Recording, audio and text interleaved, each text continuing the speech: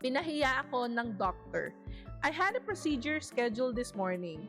The instructions said to arrive 1 hour early, which I did. I was told to go to a specific room and I thought I was in the right place, but it turned out I wasn't. I only got to the correct room around 9:45 a.m. The nurses greeted me politely and assisted me right away. Then the doctor walked in and immediately asked, "Bakit ka late?" Already feeling anxious and embarrassed, I replied, "Sorry po, I was waiting in the wrong room." But instead of moving on, she said in a sharp tone, "Anong hindi malinaw sa instructions? Bakit ka nandun? Tingnan mo, nagkakagulo tuloy sila." Then she followed up again with, "Anong hindi malinaw sa instructions ko? Di ba sabi delivery room? Stressed ka ba?" She said all this in front of several nurses and patients in a very condescending tone. The room went silent. The nurses looked tensed and uncomfortable. I just said sorry because I knew it was my mistake. Again, I know I'm at fault. I had no excuses. I should have read the instructions more carefully, but I still expected a level of professionalism, especially in a top hospital where procedures and fees aren't cheap. I'm 35 years old and I felt like a child being scolded in public.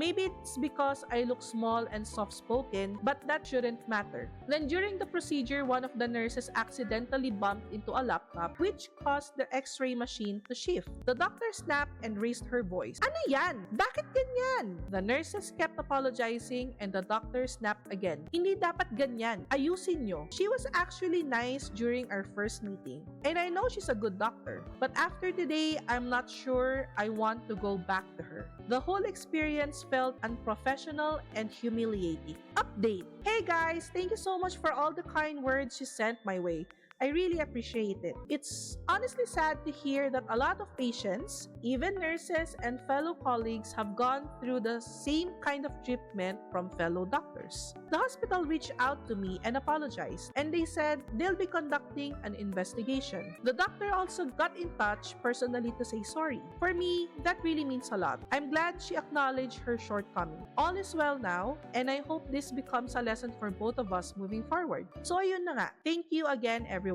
I'm okay now. Nakapag-move on na rin ako. Now, I'm off to find a new OB. Sabi na OB to eh.